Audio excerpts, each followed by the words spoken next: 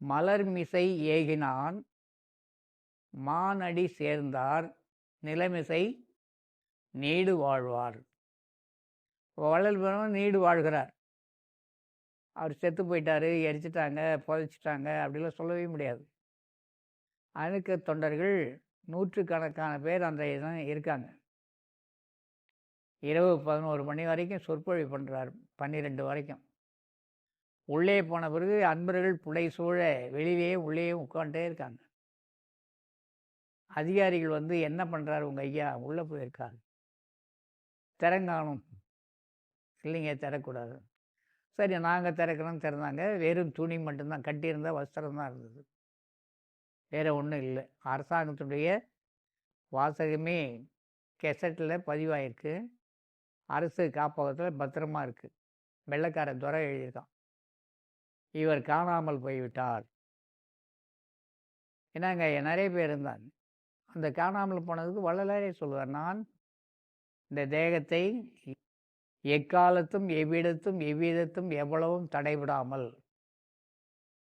இப்போ மண்ணுன்னா அதுக்கு தடைகள் உண்டு. திடீர்னு எங்கேயாவது காணாமல் கூட போயிடும் பூமி. நாம் இருந்துக்கிட்டு இருக்கிறோம், மேலே இருக்கிறோம். திடீர்னு இந்த பூமி கோளம் எங்கே வேணாலும் போகலாம், எதோடும் சேர்ந்து மோதலாம். அது எங்கே போய் விழுன்னு தெரியாது. ஆகாயத்துக்கு கணக்கில்லை. ஒரு வெற்றிடம் அது எங்கே துவங்குகிறது, எங்கே முடிகிறது என்று இன்னமும் விஞ்ஞானம் ஆய்வு செய்து கொண்டே இருக்கிறது. நாசாவில் விட்டோம், போயிட்டே இருக்கு. இப்போ பால்வெளியை கடந்து போயிட்டுருக்கான். இப்போ என்ன சொல்லுவானுங்க, அந்த பால்வெளியை கடந்து ஒரு கருப்பு பகுதி கிடைச்சிருக்கு அப்படின்னு எழுதுறாங்க. இந்த கருப்பு, அதை தாண்டி என்ன போக முடியும்? பார்த்துக்கிட்டே இருக்காங்க. இவங்க ஆராய்ச்சிக்கு முடிவே கிடையாது. நம்ம மெய்ஞானத்துக்கு முடிவு உண்டு, விஞ்ஞானத்துக்கு முடிவு கிடையாது. இன்றைக்கி ஒன்று சொல்லுவார், நாளைக்கு மாற்றி பேசுவார். விஞ்ஞானம் என்பது மாற்றங்களுக்கு உருவானது, மாற்றங்களுக்கு உட்பட்டது. மெய்ஞானம் என்பது மாற்ற முடியாத ஒன்று, அது மட்டுமே உண்மை, சத்தியமான சத்தியம். அதனால் இங்கே மந்திரத்தேர் ஏரியல்லோ மான் வேட்டை ஆடுதற்கு முதல்ல மனசை நம்ம வசமாக்கணும்.